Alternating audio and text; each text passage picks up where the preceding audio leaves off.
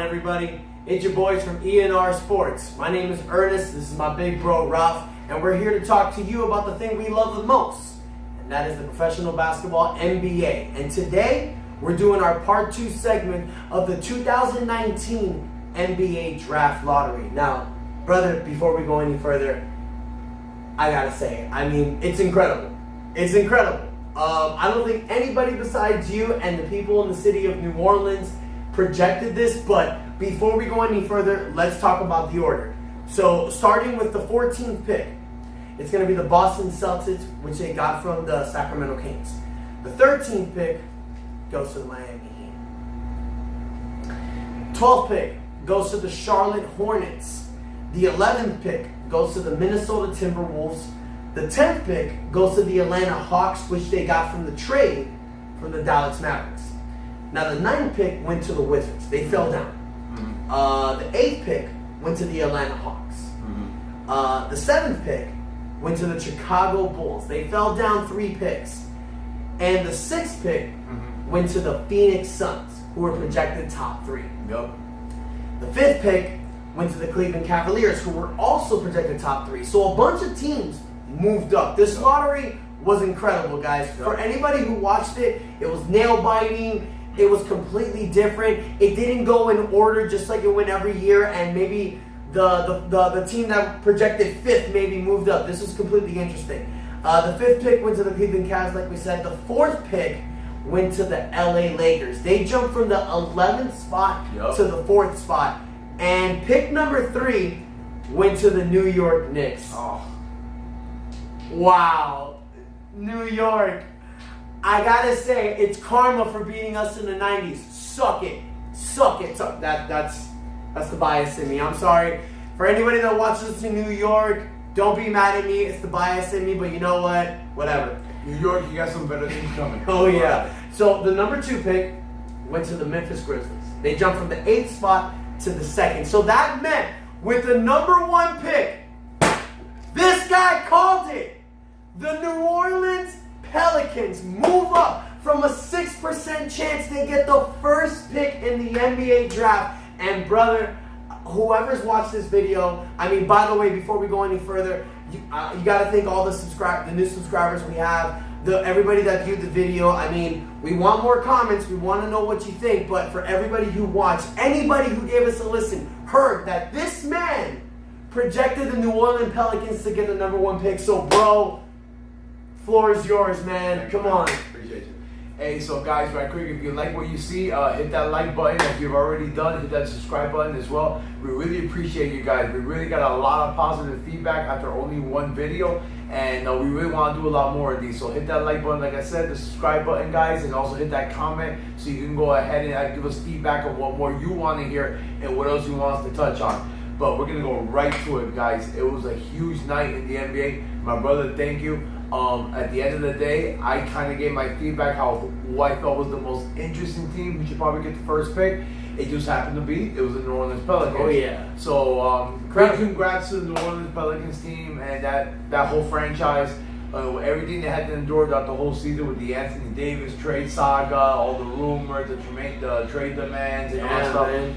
They went through a lot, but bottom line, they started off great this offseason by hiring David Griffin, in my opinion, one of the best GMs out there. He constructed the whole Cleveland Cavalier team that eventually LeBron James ended up joining as well. So they're on the right path. Yeah, and right now they're in the path of going ahead and taking the first pick with Zion Williamson. Yep. And really, right now, man, the New Orleans Pelicans, like I said just a moment ago, they're in the driver's seat. They can go a lot either ways. Like guys, when I mentioned in the first video, when you guys watched, you have Anthony Davis. Yeah. You now potentially have Zion Williamson. Potentially, he's coming. Potentially.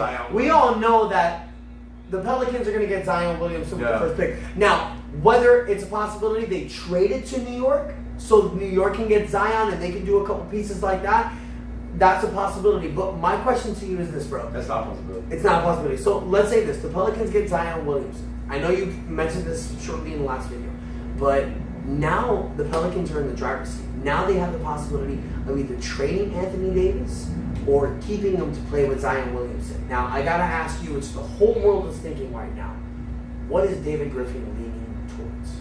Right now, David Griffin, he's just letting this all sink in. Yeah. You know, he did not see this coming. All this just fell into his lap. When he got LeBron James back in 2014, and via free agency, he landed the number 1 overall pick, and he drafted Andrew Wiggins. And via Andrew Wiggins brought in Kevin Love after he acquired LeBron James. But this scenario is just a little bit more different. You have a disgruntled superstar in Anthony Davis, and now you have potentially coming in the number 1 overall pick, Zion Williamson. So there's a few different ways that David Griffin can go from here. I think right now David Griffin's just gonna let this sink in tonight. And if I'm David Griffin, I am calling Anthony Davis first thing tomorrow morning. I'm gonna call Anthony Davis. I'm gonna tell him, look, AD, this is what we got. Okay, I'm here. I've proven that I could build a team. I could build a championship caliber team around a superstar as he did around LeBron James. I can do the same thing for you. All right, you know the city, you know the team, you know the coach, you know the system. I will tailor this team around you. We already got Drew Holiday already in the fold. You also are gonna have Zion Williamson coming in, another superstar in the making. So it's really Anthony Davis's floor right now, and I think David Griffin's in the best of both worlds right now because honestly, they can go either way. They can go ahead, take Zion, stick to Drew, stick to Anthony Davis, and you now have a big 3 in New Orleans that can contend in the Western Conference next year. Or number 2, maybe you can go ahead and say, okay, you know, Anthony, what do you want to do? And he says, I'm willing to commit long term, but you know what? I want more of a veteran presence here on this team. Exactly. If Anthony Davis commits long term, maybe David Griffin turns around, trades that first overall pick for another potential superstar that's available out there, and add more talent to that New Orleans team that's ready to compete right now, as opposed to 2-3 years from now, and try to compete for a championship. Or the latter. Anthony Davis says, you know what, I'm very happy for you. You got the first overall pick, great for the New Orleans franchise, but I still want out. So that really puts David Griffin, really, it's honestly not a lose situation anyway. It's a win-win.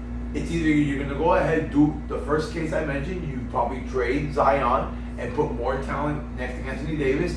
You draft Zion, put him next to Anthony Davis, or you go ahead and trade Anthony Davis and to go ahead and get the pieces that you need to put around Zion Williamson and now make him the center of the franchise for the New Orleans Pelicans. Exactly. I agree with everything you said. I mean, you couldn't hit it right in the head. It was perfect, right to the point. I disagree with you with one thing. I don't call Anthony Davis first. If I'm David Griffin, I just became the hottest girl in school. I just became the best looking girl. I just became the best looking person. I got the finest car, the shiniest thing, the best stuff. So what am I doing right now? I got a guy who just told me he didn't want to be with me. That's cool. I just got a shinier car that plays your position. Because at the end of the day, Anthony Davis is great. But Anthony Davis is the Rolls Royce that was bought 7 years ago. I just got a shiny new one. Yeah. So I'm going to dingle my good Rolls Royce out there and see what I get. I'm going to call the Los Angeles Lakers. I'm going to call the Boston Celtics. I'm going to call any team that will listen. I'm going to get the best value to put around Zion Williamson. Now, whether Anthony Davis wants to stay or not, doesn't matter. Because I'm David Griffin, and I got the brand new Rolls Royce. I got the king. I got the best thing going today. So if I'm David Griffin, I'm going to see what I get for Anthony Davis. Then I'm going to field my best offer, and then I'm going to call Anthony Davis. And I'm going to say, what's your mindset right now? What do you want to do? Are you thinking about staying, or do you still want to go? Well, I want to go. Great. Okay, this is where I want to go. I don't care where you want to go, because this is the best offers that I got. And this is where I'm going to send you, because this is what's best for me and my team. That's how David Griffin needs to think. Moving forward, you got Zion Williamson. Cleveland didn't have this in 2003. If Cleveland had the chance to get LeBron James, but they had Tracy McGrady on their team, imagine how much they could have got. Imagine how better LeBron James could have been in the beginning. So Zion Williamson has the opportunity not only to go in this new team in a great city, but actually contend right away if David Griffin does it the right way. And if history has proved anything, David Griffin makes the right decisions. My honest opinion. So, you mentioned Rolls Royce. Oh yeah. I love me a Rolls Royce. But why not have two? You see, I could have two, but if I don't You need have them it- now. Yeah, okay, I have two, but at the end of the day, I don't need it. So let me see what I can get. Guys, for who couldn't use two Rolls Royces? Go ahead. Of course not. But you see, this is where we disagree. He gets 2 Rolls Royces, he wants to keep them, which is fine. I get 2 Rolls Royces, I just get a brand new one. Why don't you dangle the older one and see what you can get for it? If I'm not going to drive the older Rolls Royce, let me see what I can get for it. Now, if I'm going to drive it, that's another thing. But so let's not keep talking about cars. So bottom line, I know where you guys are, where we're coming with this right now. At the end of the day, with the New Orleans Pelicans, mad kudos to them. You know, mad props to that team, that franchise, in that city. You know, getting Zion Williamson, well, potentially Zion Williamson with the first. We all know that's what it's happening. So there's going to be a lot of variables this offseason, guys. We have a different, mixed opinions. You know, I do believe that, you know what, if you're still David Griffin, you still try everything you can to keep Anthony Davis in town. You go ahead and you tell him, look, we just got the first overall pick in the draft. We got the next star to come into this league. We can pair him next to you. And Anthony Davis is not in his 30s. He's only 25 years of age. True, very true. So these two can continue to grow together. And if anything, Zion can learn from Anthony Davis, who's still seen as one of the best, if not potentially, probably the best big man in the league next to Joel Embiid. And you still got Drew Holiday, who's big time as well. Exactly. So I think at this point, David Griffin, New Orleans Pelicans, you are on the right track right now. Big time, driver's seat. And you're in the driver's seat, and there's many ways that we can go. And you know what? We're going to get even more into debt and potential trades. And that I have in mind when we start touching on potential teams throughout the whole offseason when we get to the New Orleans Pelicans. Yep. So congrats to New Orleans Pelicans. So we're going to move on right now. Yeah, move on. Number 2. The Memphis Grizzlies. Oh, they moved up from the 8th slot. They had a 6% chance, just like the Pelicans, and they moved up to the 2nd pick. So, as we all know, Mike Conley is an unrestricted free agent. No, he's not. No, restricted. No, he's not. He's not. His contract is not up right now. Oh, it's not? Yeah, you're like Memphis. You want to get rid of him. That's what it is. That's what it is. Okay, see, I misunderstood. Okay, so now if you're the Memphis Grizzlies and you still have Mike Conley, so do you go towards R.J. Barrett or do you just go all in for this Ja Morant kid? I think Memphis at this stage, if your intention is to compete right now and you want to talk about fit, here we go with the classic word fit. Yes, you go with R.J. Barrett because R.J. Barrett could slide right into that wingman, that 2-3 position to go with Mike Conley and Jared Jackson and Valanciunas, you know, that they got from Toronto. So, as in terms of a complete team, yes, that's the route you go. But guys, they're gonna go with Ja Morant. Ja Morant. If after Zion Williamson there's anybody with superstar potential, it's Ja Morant. Ja Morant's the total package. At 6'4", the guy, he can jump out of the gym. He can go. He has crazy ball handle, crazy passing skills, and his shot is actually going to get better as he gets to the NBA. It's not a transition. It's more of a set shot, similar to Zion Williamson. Yeah. But I feel as Ja Morant transcends into the NBA and works on his shot, I believe he will be a good shooter in the NBA. But at this stage, do they want to trade Mike Conley? That'll probably be the route they're going to go. You got Jared Jackson Jr. You're going to go and you bring Ja Morant, you know, so you want to continue with that young youth. But it's possible they keep Mike Conley. They keep Mike Conley and have Mike Conley be a tutor to Ja Morant. And you know what? I do believe Ja Morant is talented enough that he can play off the ball. Yeah. I believe he's that good enough in the scorer that Mike Conley can be the point guard and Ja Morant could be the 2 guard on that team with Jared Jackson Jr. Now you see that's where I think I would agree to disagree because I think Ja Morant being the ball handler would be better for him. Mm-hmm. If you're bringing this kid off, he's going to be your new number 2 pick. You're going to invest all this time in him. You need to give him the majority of the stake. You need to give him the ball. You need to let him go. So maybe the best possibility is for them on draft day. Who knows? We might see a trade. Maybe Memphis trades on Mike Conley to get something else, and that way they get Ja Morant and they can move forward from it. But Ja Morant would be the best pick for Memphis. I mean, I don't think anybody in the city of Memphis thought they would get the 2nd pick. So the fact that they're in this scenario is the best thing for Memphis, and it's going to turn this whole ball club around because that kid in the next couple of years, I believe, will be an all-star potential caliber. No, and I completely agree with you. They can go either way. Memphis can go ahead and stick with Mike Conley and let Ja Morant play off the ball. Yeah. Even Mike Conley Mike Conley can play off the ball too. True. Mike Conley is known to be a real efficient scorer in this league. He can shoot the ball, and I really feel those 2 players would complement each other in a very good way. But I can see the youth movement. I can see getting that huge salary cap number off that team. But it's not because they just got Ja Morant. I'm going to say, okay, we have to get rid of Mike Conley. Just get rid of No. I mean, you get a deal that you feel that you know what is worth it, that you go ahead and say, okay, this is a deal that we can move forward that will make our team better in the future. Yeah. But in the meantime, I believe there's a lot to be said to Ja Morant to learn from a guy like Mike Conley, who's been in playoff wars, who's been in the league for several years, since 2007. He's now about to enter his 12th or 13th year. Exactly. So I think there's a lot to be said about that. Okay. But the New York Knicks. The New York Knicks. And that's actually getting to the best topic because the Knicks fans might be upset, but at this position, you're a little bit in the driver's seat because, yeah, you didn't get Zion. But now you don't have to choose between John Morant or RJ Barrett. Now you just let one of those guys fall to you, and then you invest fully in. Because we know that the Knicks are going to get either or, whoever falls to them.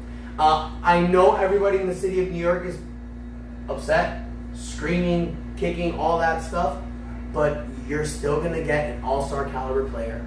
You're still going to get a franchise centerpiece. So it's not a lot to be upset about, whether they get RJ Barrett or John Morant. I mean, if I'm New York, I'm happy. You're going to get so much money, you have so much cap space to possibly go after 2 max players in the draft. So in the free agency. So this is actually probably the best move because if you're trying to go after Kevin Durant, Kyrie Irving, Kawhi Leonard, the fact that you have RJ Barrett as a centerpiece for the team actually might be a better selling point. So New York, my condolences. It kind of feels like that, you know. I mean, I can just imagine the air just being lifted, the spirit being lifted out of New York City when they announced that the 3rd overall pick was coming to New York. Even in that draft lottery, in that Chicago crowd, you just heard the reaction that happened. So New York fans, it is what it is. But I did mention to you guys in the first podcast that we first did about the draft lottery, you guys, Kevin Durant and Kyrie Irving, if they're coming, they were going to come regardless. Exactly. With Zion or without Zion. But it could have been worse. He could have fallen to the 5th or the 6th overall pick. So I think you're sitting great with the 3rd overall pick. And of course, tonight you're not going to see it. Maybe not even tomorrow. But as we get closer to the draft and then when your pick is actually announced, if the pick is RJ Barrett, I love the pick. Yeah, I think it's a great fit. I think the kid has terrific talent. The kid has ball handle. The kid can play defense. Without a doubt, in my opinion, he is the best two-way player in this draft. Yeah. He is, in terms of defensive, in terms of offensive game, in terms of ball handling, in terms of shooting, passing ability. RJ Barrett, talent-wise, he's not, like Stephen A. Smith says, box office. He's not that. He's not Zion Williams, he's not John Morant. But he's very skilled, all right? He's also a player that's going to go ahead, has a lot of patience on the court, okay? He's well coached, obviously, coming from Duke University, all right? So, with that said, the fact that the consolation prize is going to be RJ Barrett, I think New York, at the end of the day, they'll be happy with it. Not tonight, New York. I would be the same if I was a Miami Heat fan. Yeah. But eventually, I will feel they're going to come to learn and love RJ Barrett's game. And if anything, if Durant and Kyrie end up coming to New York, in a lot of ways, RJ Barrett's actually a better fit with those two. Because I feel like Zion is more of a ball-dominant type player. Well, he's all about highlights, the slamming it down and all this stuff. Well, RJ Barrett, I feel he can play off the ball. Exactly. He can run through screens. He can run on pick and rolls. And I feel actually he's more of at this stage right now, in some ways, coming into the league early, while Zion Williams is going to have more highlights on ESPN, I think on a PER standpoint, I think RJ Barrett is actually going to be a little bit better than Zion off the gates. Exactly. Because of his player efficiency, because the way he's a well-rounded player. He doesn't turn the ball over. He can defend. He can pass. Yeah. So New York, hang in there. It's all going to work out. It's not Zion, but you're fortunate to get RJ Barrett. As a Heat fan, I would love to have him. Look, man, I mean, it could be worse. New York, I know you're upset, but look, you could be Cleveland. You could be Phoenix. Cleveland got the 5th pick. Phoenix got the 6th pick. They were ranked 14% just like you. So the fact that you got the top 3 pick gives you a better chance of landing, a Kyrie or a Kevin Durant. Even though we said they're going to go there regardless, it makes the chances better because now they're possibly going to be playing with John Morant or RJ Barrett, which to me is it's one of those cherry on the top situations. But with that said, for Cleveland, for Phoenix, for Chicago, because who leapfrogged all of them? The Los Angeles Lakers. Wow. So, right now at this moment, I think there's no other team happier in the NBA than the Los Angeles Lakers. Yep. They did not get a top 3 pick, but they were not even supposed to be in the top 10. They weren't, man. They had a 2% chance to get the number 1 pick, and they went up to the 4th. That's insane. They went to the 4th, yeah. And bottom line, with all that circus, all that fiasco that happened throughout this whole offseason with LA, I think that was a great best case scenario for them. And Right now, I believe they can go a lot of different ways. Of course, the first thing is going to come up. Oh, here we go. Trade for Anthony Davis. We're going to trade the 4th pick. We're going to trade this. We're going to trade that. So we're not going to get into so much about what LA can do in terms of trade wise, because you can speculate anything. But at the end of the day, you don't know who's going to want what. The 4th pick is not really as attractive this year, as opposed to like the 3rd, the 2nd overall pick, because this draft is kind of like seen as a 3-man draft with Zion, John Morant, and RJ Barrett. But even as to say, there's still a lot of talent to go. If LA does decide to stick with that pick, I know they have Lonzo Ball. You and me were discussing earlier. I love Kobe White's talent from North Carolina. I feel the kid is a primetime scorer. He's 6'5", so he's taller than your average point guard. He's a little bit different than Lonzo Ball, because I believe when Lonzo Ball, if he could hit his prime, he's Jason Kidd. Exactly. He can, even though his shot is still unorthodox, he's working on. He can hit the 3-point shot. He can rebound. He's a terrific passer in the open court, and he still needs some work on the defensive side. But he's a better defender more than other average point guards. Kobe White, I think he has great size. Okay, he has great athleticism. Right off rip, coming into the NBA from day one, I feel he's going to be a great scorer. Okay, from day one. When I say great scorer, guys, I'm going to say he's going to win scoring titles or anything like that. But a player who can come in and right off the gate from game one, average double digits, 14, 15 points a game. He can pass the ball. He's a solid rebounder. Not the best rebounder, considering his size is 6'5", because he's not that physical. He's a little bit on the thin side. He's going to have to bulk up just a little bit. And he doesn't have like quite that athleticism that like you want from a Russell Westbrook or for a John Morant who's coming in. But he is tenacious. He can get to the basket, and he is a decent shooter. He's going to get better as he gets to the NBA. He has a nice set shot at this moment, and he can shoot in transition as well. So that is one option for the Lakers. Another one that I know you're saying another one, but because you're talking about Kobe White, I like Darius Garland. I think Darius Garland is a great fit for them. He can play better with Lonzo Ball on the court. He's a speedster. He's got a great shot. And if anybody knows, playing with LeBron James, what does he like playing with? Shooters. So Darius Garland is a guy that can spot up, hit the open shot, and he's a great solid defensive player at Vanderbilt. He gets great steals. He's quick on transition. I think he's a better fit for them. So, I mean, if it were up to me, if I was the Los Angeles Lakers, I'd look at a guy like Darius Garland. Maybe even... He is a better shooter. Yeah, he is a better shooter. He's a better shooter. So, I know you're talking about Kobe White. I like Darius Garland. Now, besides those two, do you maybe see anybody else the Lakers could look at? The last one I would look at, DeAndre Hunter. I think DeAndre Hunter is, after RJ Barrett, the best two-way player in this draft. Defensively, he can score the basketball. He's not the best shooter at this moment, but I believe it's a shot that he can work on. He can learn on playing alongside LeBron James as an overall player, and also with Kyle Kuzma, if he's still on the team at that point. So I think he really has some intriguing options at that pick. Also, Jared Culver at the 2-guard position. True. So to round out, guys, the top 5, the last one is the Cleveland Cavaliers. Cavs. The Cleveland Cavaliers, they had a top 3 chance to get a top 3 pick, and it didn't work out. And you know what, Cleveland fans, at the end of the day, I don't think you have a lot to complain about. This considering a team that's gotten the first overall pick 4 times in the last 14 years. Exactly. So, I mean, it still works out for you. 16 years. Yeah, you're still getting a solid player, especially with this team. They're a young team. They're in the rebuilding mode. So right now, getting one of these young guys, maybe like a Kobe White, a DeAndre Hunter, a Darius, well, not Darius Garland because, you know, they have Colin Sexton, but they can get one of these young guys, maybe a Cam Reddish, put them in this system, let them play 30 minutes, and they'll get the best, you know, the best of their ability. So I think going to Cleveland for one of these young guys is a great fit. Even the Phoenix, Chicago, Atlanta, you're going to a team that really didn't do that good last year, so you're getting the best opportunity. Now, if I'm the Lakers going back to the pick, before I'm thinking about any of these guys, I'm calling the Pelicans. And I'm saying, we moved up from 11th to 4th. We won Anthony Davis. We'll give you the 4th pick.